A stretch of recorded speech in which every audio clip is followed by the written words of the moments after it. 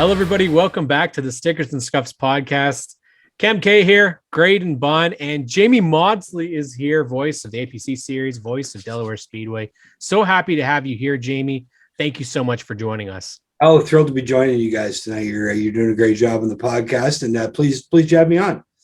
Yeah, this was something I was really excited about because there's been so much that we really want to talk about because let's just start with the best of the best, Delaware Speedway. Wow. So Graydon and I had never been to Delaware Speedway, and our first time there was for the Fall Brawl. And my goodness, I don't know why we weren't at Delaware Speedway for so many years. That place puts on one hell of a show, and they've just done a whole bunch of renos to it. Let's talk about that. Donnie Thompson's brother said it best. When you're on the top of the hill there, every once in a while you'll run into him, and he'll just say, "You know, this place just feels like a racetrack." And that's the biggest thing. I mean, I'm a homer. I've been going there since I was 7 years old, every single Friday night. You know, it's a one groove. It has in the past been a one groove racetrack, but man, if you can start fifth and move up to second in a 30-lap feature, you've done a night's worth of work. You know, you don't necessarily have to drive it to the front to have a good showing there, because it's just a tough place to make passes at. The bumps really gave it character. I'm 50-50. I mean, obviously there was some work that has to be done to the surface and the drainage, but at the same time, I hated to see the old asphalt go. Just, you know, but the only thing I missed was grabbing a piece before they tore it all up. Yeah. Well, because it's funny because we were really lucky this year because despite kind of schedule issues, there was 3 Pinty's races at Delaware Speedway, back to back. And the action was, well, crazy. It was probably a little more than we were expecting at the time. There was an APC battle there. There was the Quick Wick Superstock Championship also decided there. But one of the things that I have to talk about before we get into all of that is the weekly racing. Never seen it before. And luckily, the Rogers TV bringing that. Holy crap, you guys have some amazing divisions in Delaware Speedway. They did a great job with the telecast this year, Joey and Chris on the mics, and we're able to take it to a lot of Ontario, all over the world through YouTube. And I think it gave some great exposure to the Speedway. Obviously, the ownership group change at the start of the year was a big thing. Didn't get our season kicked off till right around the July 1st weekend, but the thing that got me was every Friday night, there was a lot of people there. I mean, you look at crowds from 3, 4, 5 years ago where you're like, this is their best crowd of the season. That was a Friday night in the middle of August. You know, the amount of people they got to the Speedway. And I think the new ownership group's done a great job of marketing the track. A fresh coat of paint never hurt any racetrack.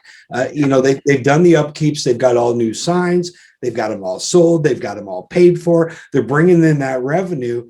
And the one area where I really like the APC program is because Luke, who runs most of it, I mean, he'll say he's got a lot of teams behind him, but he's the kahuna at the top. The buck stops and ends with him.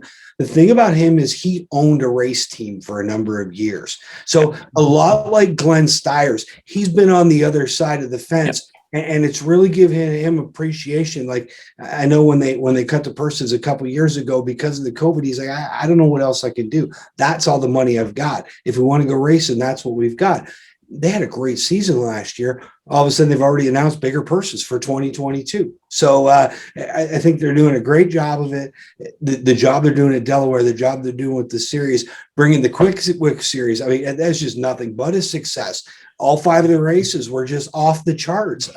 You know, everything about what they've got going on has been positive, and the fans have shown up because of all that positivity.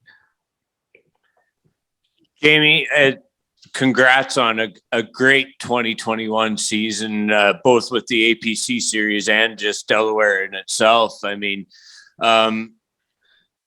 with the Delaware group, it's nice to have a group of great, passionate, and like-minded people to kind of help tow the rope in the right direction in terms of the whole motorsports picture.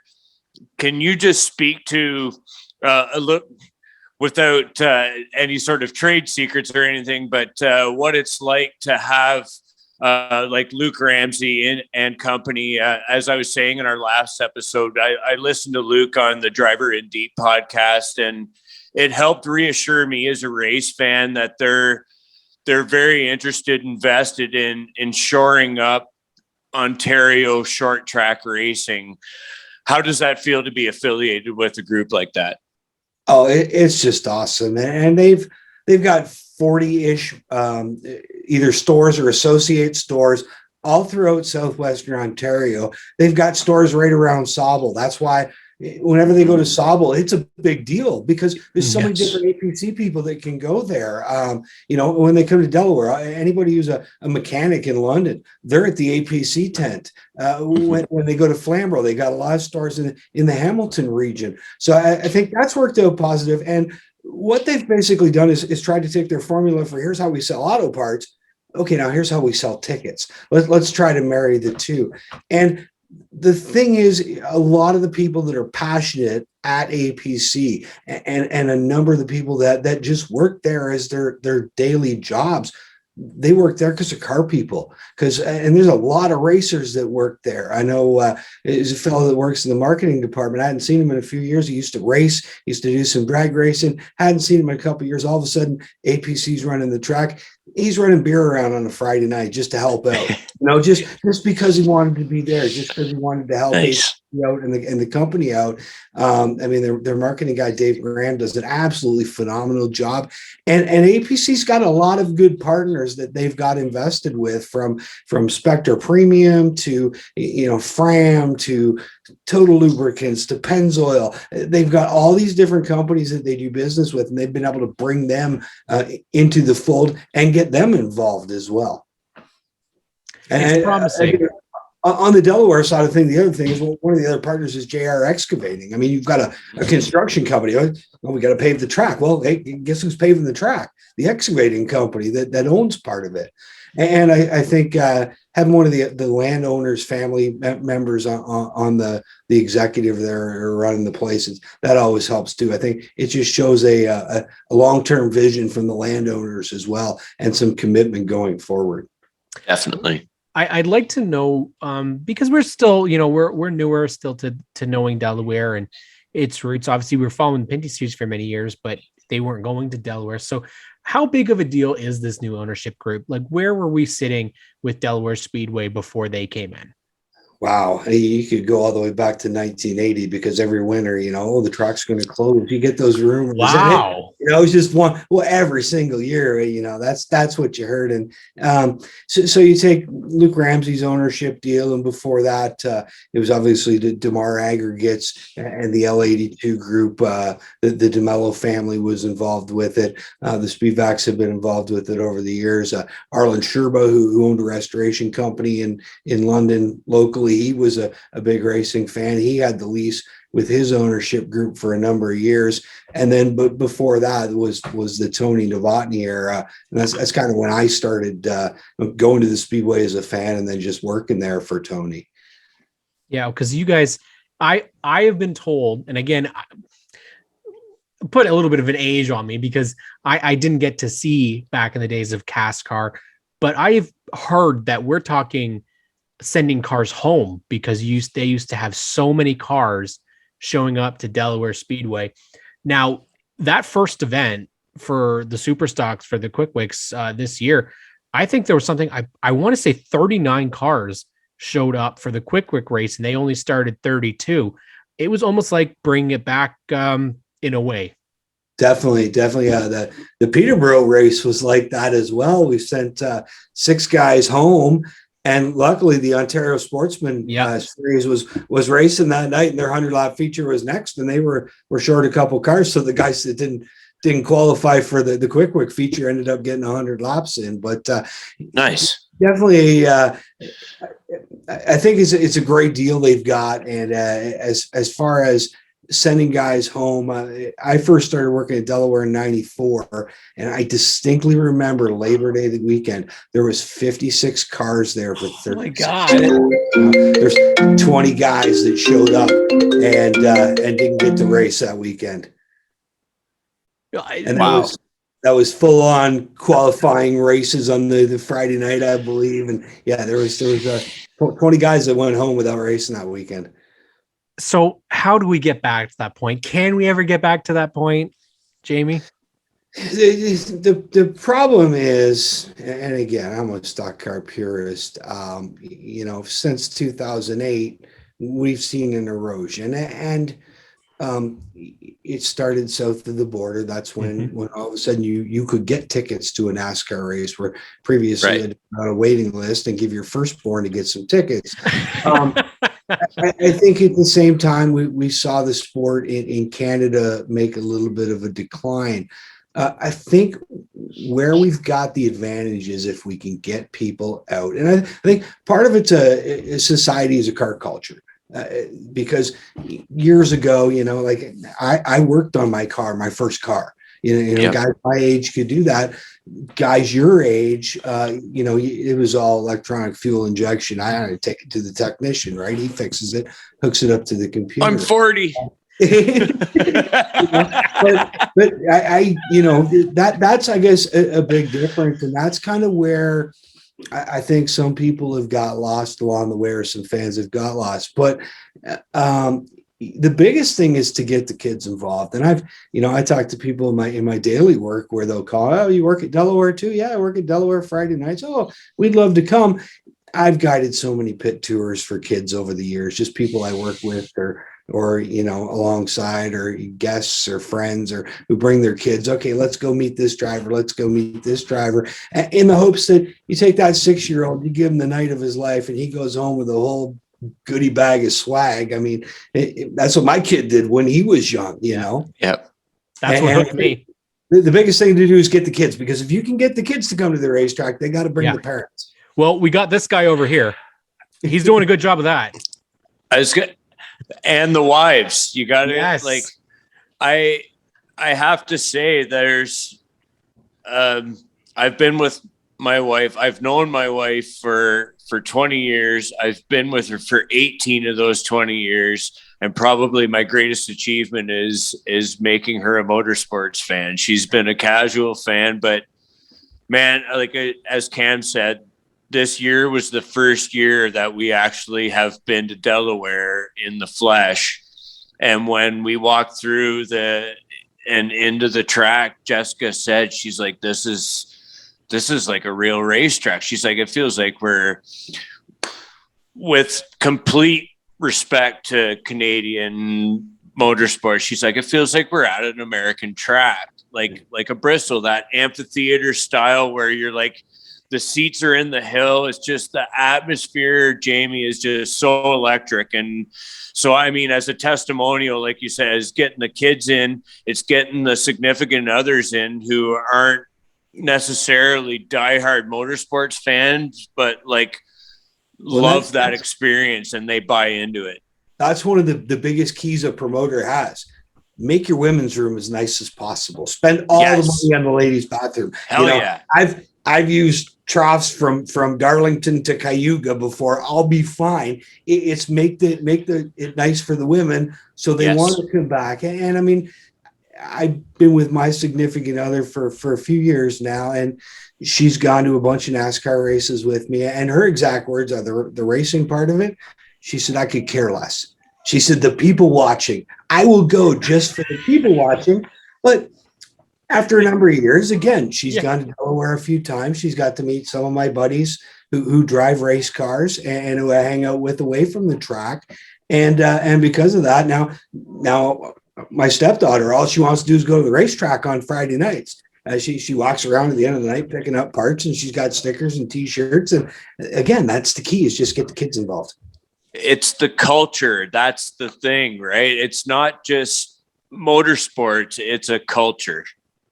Exactly. Well, and that culture within the Delaware Speedway, Obviously transitions with you. You take it along with you with the APC Late Model series, one of the series that we're fans of as well. And man, partnering up with GForce TV, getting that access out there. But we want to talk about that championship battle between Trayton Lapsevich, Brandon Watson. I believe it was one position was the end of the championship. 1.1 position. Like, what else can you say? It was close. It all came down to 1 point at the end, and I listen to a lot of the NASCAR car radio on Sirius.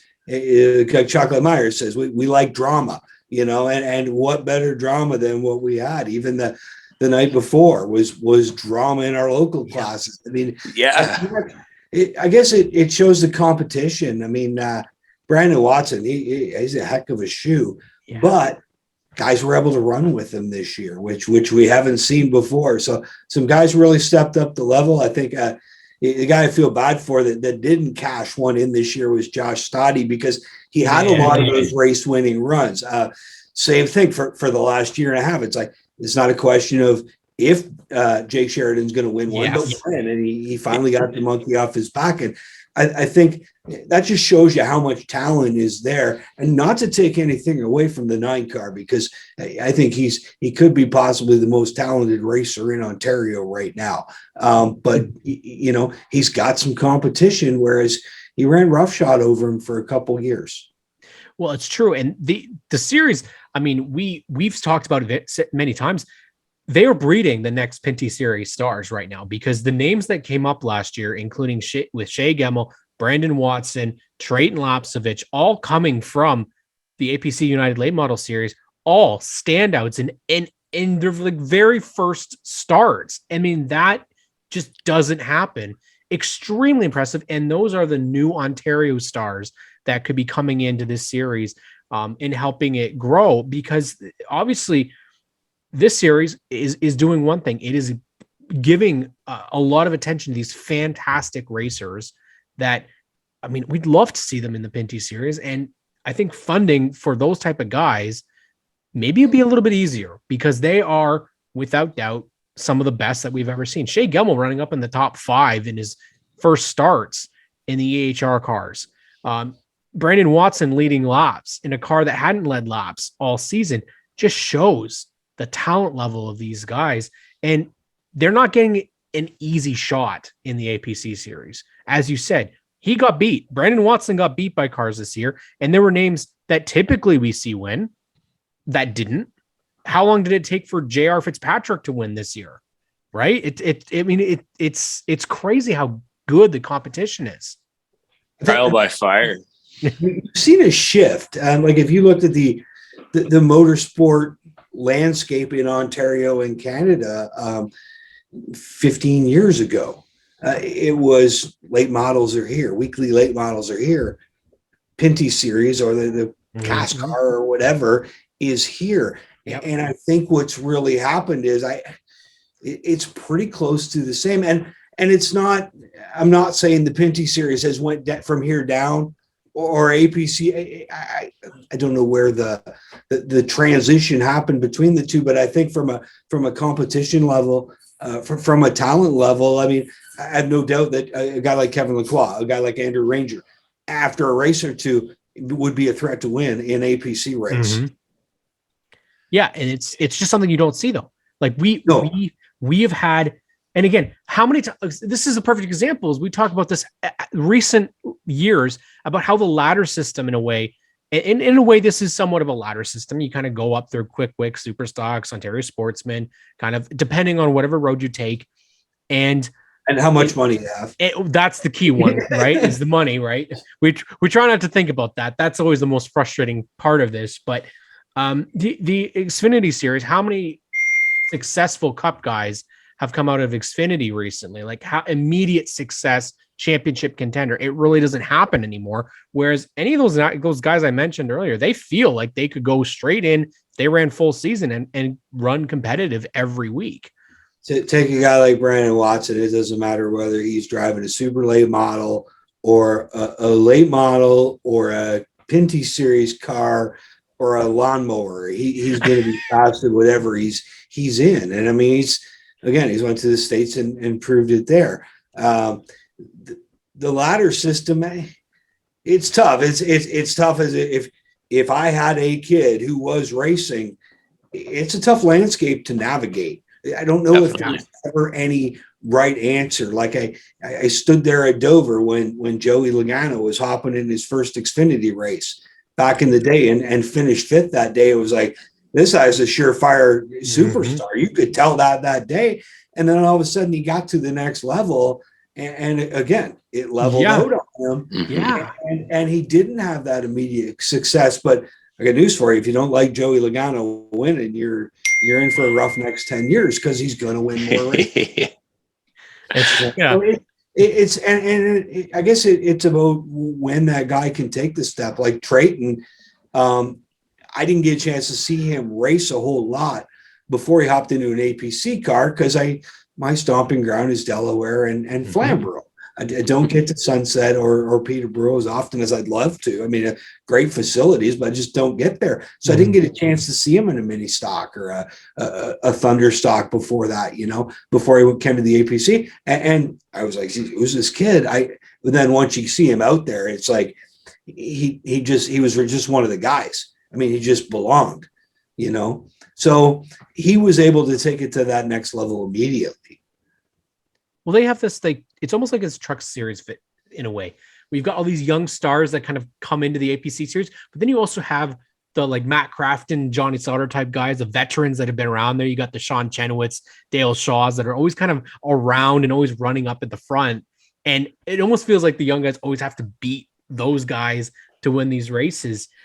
Let's talk about the veteran presence in the series and some of those names that I just provided you with, kind of how they kind of stabilize the series. Well, Chenoweth is, it depends on the year and the track. But in Dale Shaw, he could win any night. J.R. Fitzpatrick could win any night, anywhere. Matt Pritico could win anywhere. And there's a guy who took a totally different path. If you had said 10 years ago, 12 years ago, Matt Pritico is going to be racing a late model. I mean, I knew who he was racing the sports cars at the time, but who would have thought he'd been in a late model going left? But he's now one of the best late model drivers in Ontario. And then on the flip side, I mean, Jordan Lawrence has all the talent in the world as well. Him, Trayton Lapsevich, it's a shame we got robbed of Caden not racing here weekly. I mean, good for him, what he's doing, but geez, I'd love to see him out there banging fenders with his little brother. And then you've got Andrew Gressel, who's had one of those seasons with the year he won the championship. He raced the super and the late model.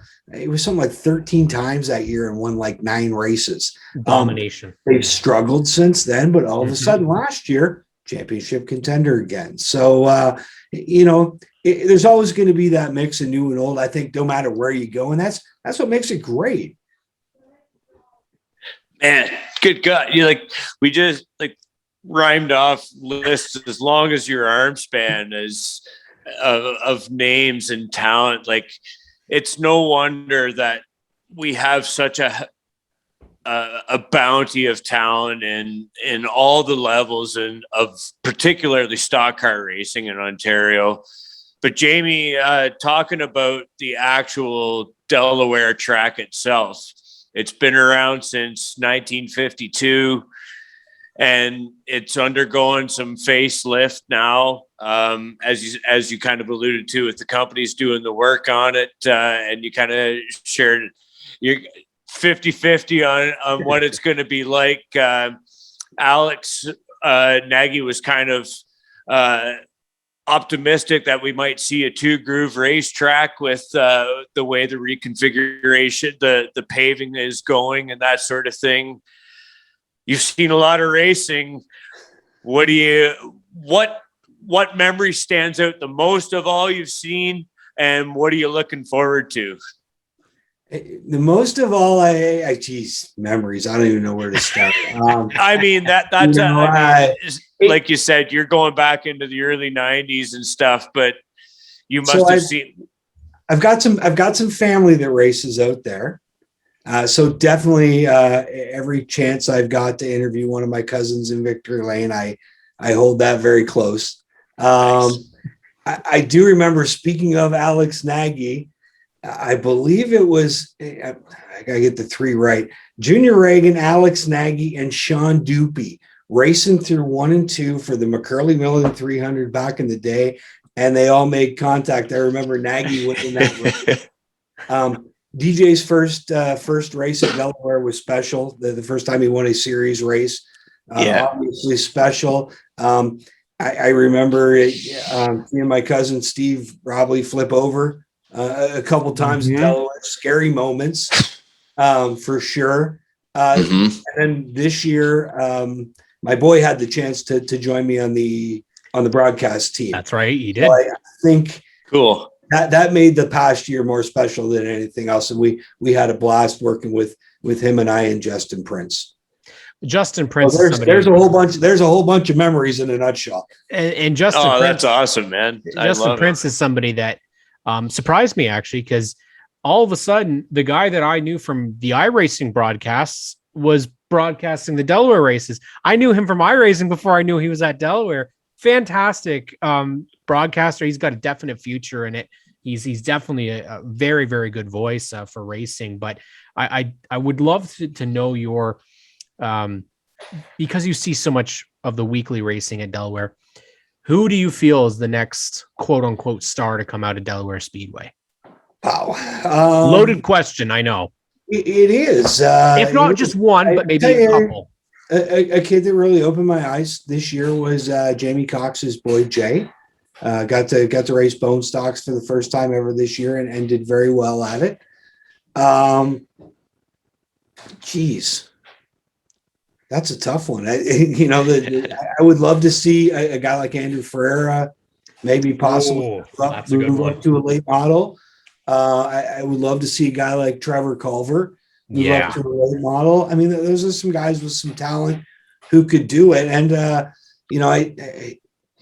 both those teams work so hard. I mean, I know Trevor had just a horrible season this year in the luck department, but stuff like that is, definitely like to see those guys if they could get a chance to move up. But again, late models cost a lot more money to run than super stocks. I know I've been around Jay Dewar for a long time. He's one that's went the other way. He's had enough of the late model racing. And so, you know what? I still want to race. I'm going to go do the Dougie Stewart race or Dougie Stewart route and go back and get a super stock. And again, with the quick wick stuff, it's great to see Dougie Stewart race every Friday night. Jamie Cox has swore his car's almost done. It's getting there.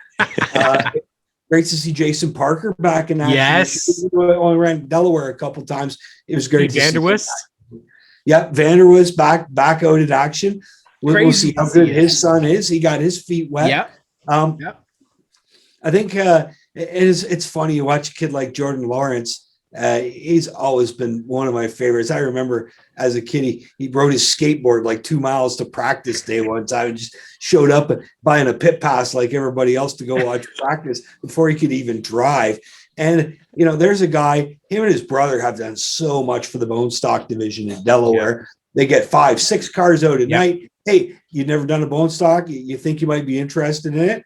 Instead of setting up the $2,000 or whatever it cost you to go build the car when you don't know anything about it, we'll just sell you a rental car for the night. Go have some fun. And then if you like it, we'll help you get your own deal going. So those two guys have been beneficial to the track as well. And I love watching Jordan get back into a mini stock to see what he can do. And that series is so fun to watch. I never thought, again, not being a novice completely, thanks to GForce and Rogers TV for being able to showcase some of this local racing because it's phenomenal. And the bone stock division was unbelievable this year at Delaware Speedway. I was so entertained by all those races, the back and forths, the battles for the lead. Darcy Desjardins in turn one was always entertaining. And I had to bring it up because poor guy. Because almost every broadcast Joey was counting how many times, and I felt so bad for it, but it became pretty funny. at the end, and Now- to see the amount of cars on the track. And I think one of the biggest things that people, and even just the small series, the smaller series, the trucks, seeing the trucks run out there with the is it V8s or V6s? The small Fothergill with that beautiful car, not a scratch on it, completely kicking everyone's butt again. I love it. I absolutely loved it. And when we went to Delaware Speedway, walked through, like you said, I'm like, I can't believe we're here. We were in the infield, and I said to Graydon, I remember, I'm like, it seems so small from on the inside. And then you go outside and you actually sit in the stands. I'm like, this track is huge, right? It's unbelievable. And we got to see one of the craziest days of racing. We had jack stands being thrown on windshields. We had an intentional wreck. We had DJ winning. Finally got to see him win a race. We had Trayton with our decal on the car being crashed right in front of us. And at the end of the day, all we could say was, this is where the Pinty Series belongs. This is where racing belongs. And we've got to ask, is this fall brawl going to continue? Because the whole weekend was phenomenal. Well, if you don't have it marked or are looking for it on your 2022 calendar and you were there this year, you obviously weren't paying attention, because and I think it was great. I think that's what Delaware really needed for an end of the season event, was crown all your champions. I think it's great that these tracks do the playoffs now, where everybody's got their own big weekend, and the guys can go out. A lot of cases, no points involved, stuff like that. And I think just the amount of campers that were there, like, that was absolutely awesome.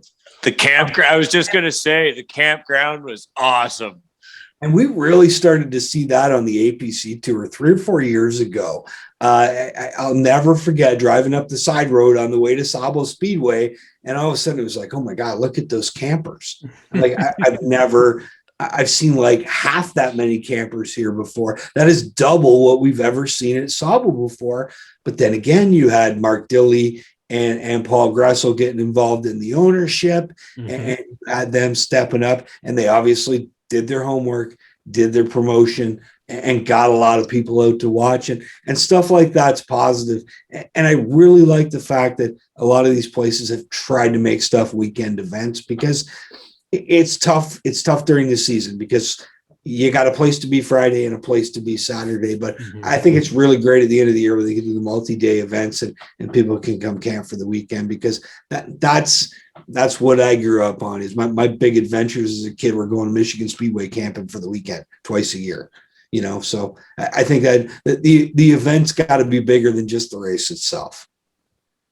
Yeah, you spoke to that very well, Jamie. And I think that having these marquee events, and I mean, the ticket value, having all those series, when we came down, like, we're in Muskoka, we came down to Delaware for the weekend, and we camped out, probably the only tenters in the whole damn place. But I mean, it was so awesome. And just the atmosphere, like I said, like, my wife and kids and myself, like, when you walk into the place, it feels like it's a bona fide, like, race event where you're there, and everybody else that's there is with you is just into the racing experience. And it was just such a good time. And we're very glad to hear that we can mark this off on the calendar for next year, because we'll definitely be back, because Absolutely. it was a hell of a good experience. Well, I'm glad you guys enjoyed yourself. It was a great weekend, and it's it's sad every time I have to walk up that hill to the parking lot for the last time of the year, because again, I'm lucky enough to get to spend every Friday night there, and it's just So cool. My favorite place in the world. I'll admit it. No doubt. If we lived closer, I'm pretty sure it'd be the exact same thing. It's one of those things I thought about. I was like, if I might just need to move down there just so I can go there every Friday night and watch the weekly racing. That's kind of, I think, what a lot of racetracks need is they need the people that are local that want to come out. And we were there, and it wasn't supposed to be full capacity, and man, that place was packed. So I can't wait to see it at full capacity in 2022. Jamie Maudsley, thank you so much for joining us on the Stickers and Scuffs podcast. We are definitely going to do this. We're going to definitely interview you at Delaware Speedway next year when we definitely do some action there for the Pinty series. So can't wait to see you. Thanks for having me on, guys. Keep doing a good job. Thank you so much. Thank you.